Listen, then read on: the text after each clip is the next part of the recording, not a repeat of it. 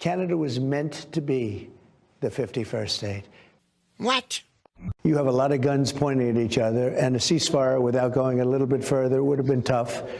Russia has the advantage, as you know. They have encircled about 2,500 soldiers.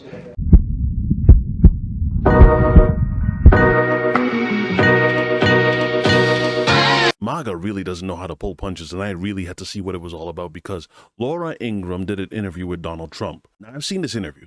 She didn't really do much except on facts that he was just getting wrong. She would push back, or she would actually ask him to just expand on things that he was skating around, skirting around, or just being overly simplistic. In short, what she was doing was actually not even fact-checking. You know how Donald Trump is already. He'll just throw out any number in there. If he says we subsidize Canada to the number of 300 to 400 to, the next day it could be $500 billion. He'll have numbers on her, and she'll say, well, no, actually, it's more like 60. What? And it's not really subsidies, it's trades. If she asks him a question about the judges and the decision that they made, are you looking to go around that? Are you actually saying that the judge's decision doesn't matter? Donald Trump will start talking about how he's impacted by the judge. That's not really answering the question, and this is all she was getting at. Cannot believe I'm defending Laura Ingraham. Goodness gracious. But Maga is not having it. Now, while I haven't seen the full interview, I did see the little snippets here and there, so let's watch some highlights on it. A few hours ago, I sat down with President Trump in the diplomatic room at the White House. We talked DOJ, China, illegal immigration. He even told us what he sees for Barron's future. But we start tonight with the big news, his conversation with Vladimir Putin. Mr. President, thank you so much for joining us. Thank you. We got a readout of your call with Vladimir Putin, and it was a fairly optimistic take. Vladimir Putin agreed to a ceasefire immediately on energy and infrastructure, right, but not to a 30-day ceasefire. Tell us what happened. Well, you have a situation. We have a lot of guns pointing at each other foolishly because it would have never happened if I were president. That was not a war that was supposed to happen. And it did happen. So that's where we are. And right now, you have a lot of guns pointing at each other. And a ceasefire without going a little bit further would have been tough. Russia has the advantage, as you know. They have encircled about 2,500 soldiers. They're nicely encircled. Yeah, the encircled part, I can guarantee you heard that from someone. I wonder.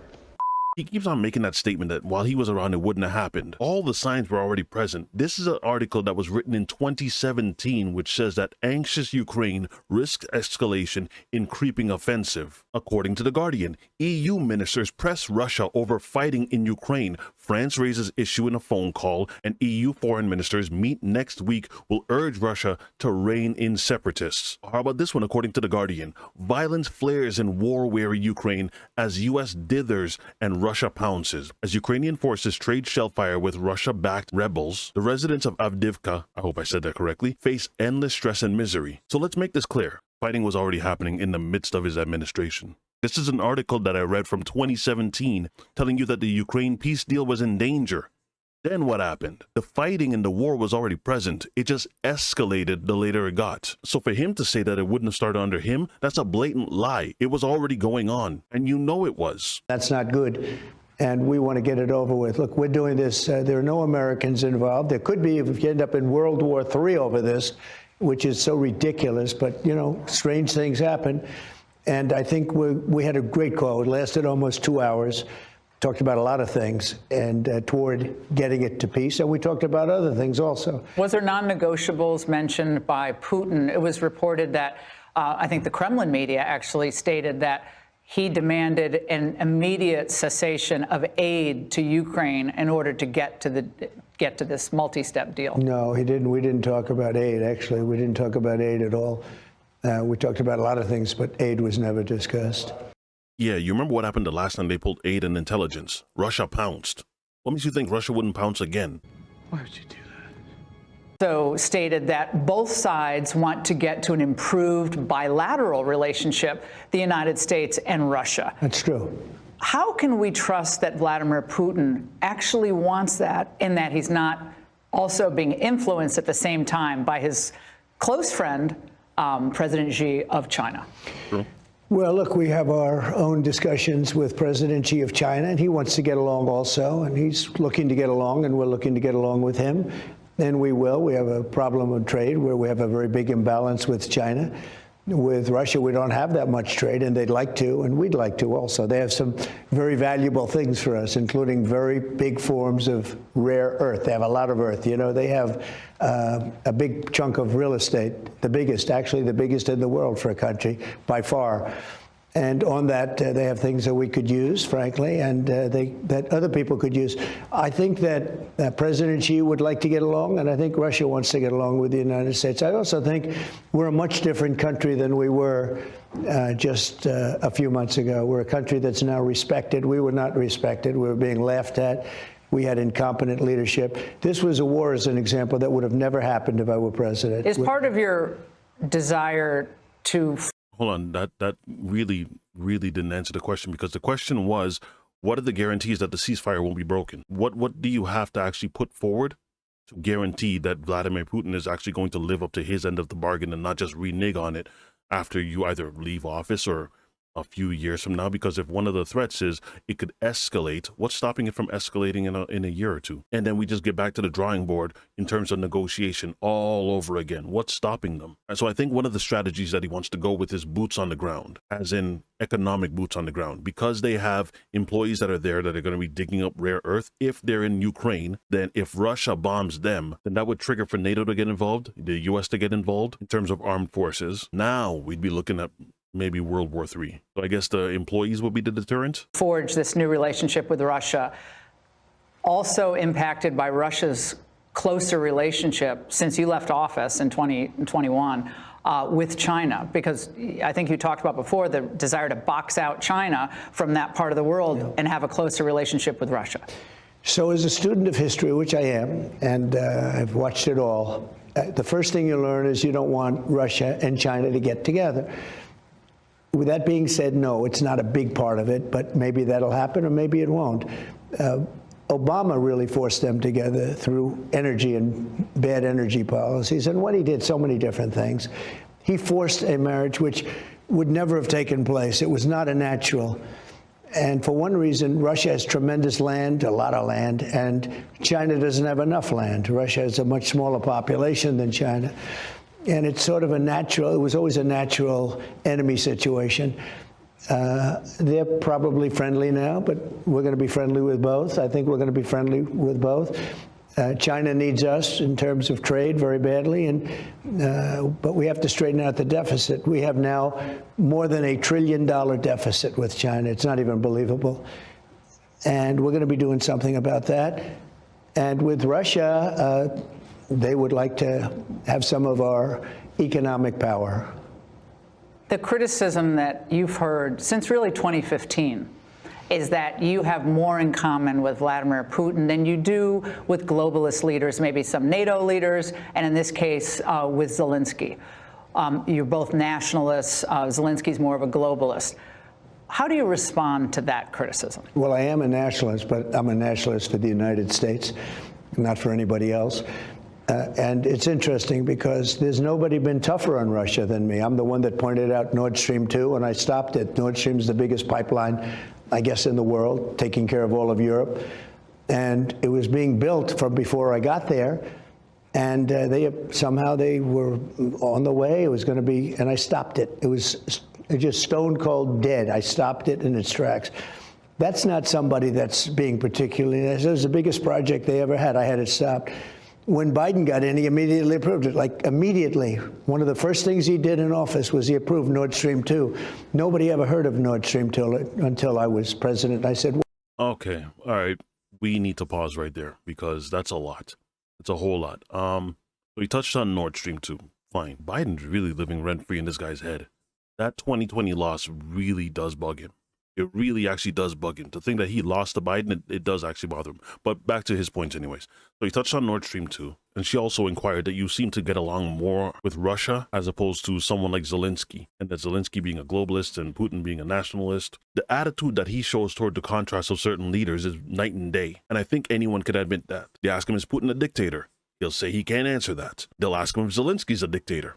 Blatant, yes. Even though he retracted that statement later by saying that he doesn't believe he said that. He'll praise Viktor Orban all day, but when it comes down to Justin Trudeau, he gets relegated to being called governor. He has no smoke left for North Korea. But when it comes to Claudia Sheinbaum, the only way that she can get him to keep quiet is by retaliating in a like manner. Remember that the Germans were the ones that froze the Nord Stream pipeline in 2022. This was all a result of Ukraine being attacked. In 2015, Germany had already had some less than flattering ties that they had with Russia, and so the announcement of this pipe came along before Donald Trump got into office. Now in 2017, when Trump was in office, Congress had passed the CAATSA. Yeah, that's a mouthful. But what it is was the Countering America's Adversaries Through Sanctions Act related sanctions. Right. Now, at the time, there were 3 nations that were affected that had sanctions put on them, and there were 3 titles that were put forward as well. Title 1 was for countering Iran's destabilizing activities. Title 2, the Countering Russian Influence in Europe and Eurasia Act. This was implemented in 2017. Early into his presidency, there were already calls for Nord Stream to be sanctioned. He implemented that in 2019. The controversial thing that Joe Biden did was lift the sanctions off of Russia. What a loser. At the time, everyone knew this was a problem. Everyone knows that the moment you give Russia an inch, they take a mile. And then if you grant them a pipeline such as this one, what do you think it's going to do but just make them an energy powerhouse? The project, which would take gas from the Russian Arctic under the Baltic Sea to Germany, was already 95% of the way done as Biden got into office. Yeah, you know what that's called? It's called kicking the can down the road for the next guy. At the time when the U.S. was trying to stabilize a relationship with Russia, Biden basically offered this to them as a gift to allow them to build it. What he didn't consider was that if you gift Russia everything they want, i.e. what's happening today, they turn around and they use it against you. Now he's a philosophizer. It almost seems like Putin will do as he pleases. You know, they have a big chunk of real estate, actually the biggest in the world for a country by far. You know, they have a big chunk of real estate, actually the biggest in the world for a country by far. And on that, they have things that we could use, frankly, and that other people could use. I think that President Xi would like to get along, and I think Russia wants to get along with the United States. I also think we're a much different country than we were just a few months ago. We're a country that's now respected. We were not respected. We were being laughed at. We had incompetent leadership. This was a war, as an example, that would have never happened if I were president. Is part of your desire to forge this new relationship with Russia also impacted by Russia's closer relationship since you left office in 20? There was already fighting in Russia and Ukraine that was going on during Trump's era. Fighting was already happening in the midst of his administration. So as a student of history, which I am, and I've watched it all, the first thing you learn is you don't want Russia and China to get together. True. With that being said, no, it's not a big part of it, but maybe that'll happen or maybe it won't. Obama really forced them together through energy and bad energy policies. And what he did, so many different things. He forced a marriage which would never have taken place. It was not a natural. And for one reason, Russia has tremendous land, a lot of land, and China doesn't have enough land. Russia has a much smaller population than China. And it's sort of it was always a natural enemy situation. They're probably friendly now, but we're going to be friendly with both. I think we're going to be friendly with both. China needs us in terms of trade very badly, but we have to straighten out the deficit. We have now more than $1 trillion deficit with China. It's not even believable. And we're going to be doing something about that. And with Russia, they would like to have some of our economic power. The criticism that you've heard since really 2015. It's kind of funny that I hear most people saying that what Russia will do is they'll stand down because they've lost so many troops, they've lost so many resources, that what they'll do is just take time to reload. And then once they have what they need to have again, who knows, maybe they'll just invade one more time. And somehow they were on the way. It was going to be, and I stopped it. It was... Kick the can down the road. Stopped it, yes, but kick the can down the road. It was already 95% of the way built. Just stone cold dead. I stopped it in its tracks. That's not somebody that's being particularly nice. It was the biggest project they ever had. I had it stopped. When Biden got in, he immediately approved it, like immediately. One of the first things he did in office was he approved Nord Stream 2. Nobody ever heard of Nord Stream 2 until I was president. I said, what are you doing? You mean You're building a pipeline to Germany and various places in Europe. You're paying them billions of dollars a month, and then we're paying a lot of money to fight them. This is not going to work out well. And it stopped, and then Biden approved it, which was a really stupid thing to do, but he did it. And Putin actually said to me, if you're my friend, I'd hate to see you as my enemy. He said that very strongly. But with all of that, I had a very good relationship with Putin. I had a very good relationship with President Xi, a very good relationship with Kim Jong-un of North Korea. Lots of good relationships. And that's a positive thing. That's not a negative thing. But at the same time, I'm about our country. So that's why we're talking about tariffs. We'll be taking in trillions of dollars. I want to get to the tariffs in a minute because we're going to first hit the other big news of the day, which was the Chief Justice of the Supreme Court issued what a rare statement about your suggestion on Truth that you posted earlier today that Judge James Boasberg should be impeached after he ordered those deportation flights to El Salvador halted, essentially turned around. The Chief Justice said it was more than two centuries. We understood that essentially impeachment was for very rare circumstances and not an appropriate response to rulings you disagree with. What's your reaction to the courts stepping in to make a statement here? They didn't make a statement when Joe Biden decided to forgive all those student loans. Well, he didn't mention my name in the statement. I just saw it quickly. He didn't mention my name. Yeah. But many people have called for his impeachment, the impeachment of this judge. I don't know who the judge is, but he's radical left. He was Obama. I think he's talking about John Roberts. Even though John Roberts didn't exactly mention his name, you know he's talking directly to him because he was the one that was calling for impeachment on Truth. So who else would he be talking about? Appointed. And he actually said we shouldn't be able to take criminals, killers, murderers, horrible, the worst people, gang members, gang leaders, that we shouldn't be allowed to take them out of our country. I'm going to pause right there for a second. I think, and correct me if I'm wrong, what the judge was actually trying to get at was not saying that you can't deport criminals. I think what he was just trying to say was make sure they're actually criminals by allowing them due process to make sure you didn't gather up any babies in the bathwater. You just don't get it, do you?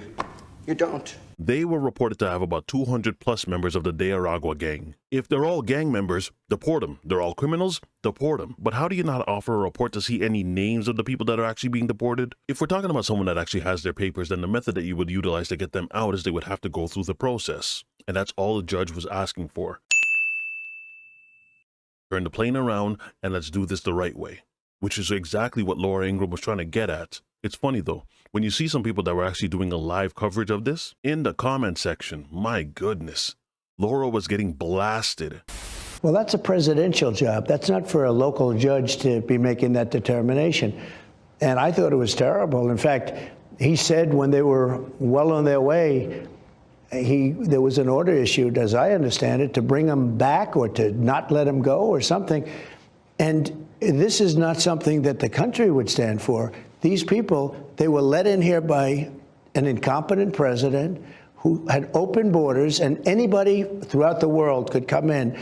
And we were given murderers. We were given people from mental institutions and prisons. The judge is essentially saying, excuse me, Mr. President, that there still is a process in place. That's exactly what he was saying. You can read between the lines. It hasn't been a full ruling yet, and I know the Justice Department is appealing this on a couple of different grounds, but this is leading people to wonder whether there are court orders that you will defy because you believe that the judge has no jurisdiction or they're political questions and not justiciable at all. And what would you say to that? Are there circumstances where you would defy a court order? Well, I think that, number one, nobody's been through more courts than I have. I think nobody knows the courts any better. That's not the question, though.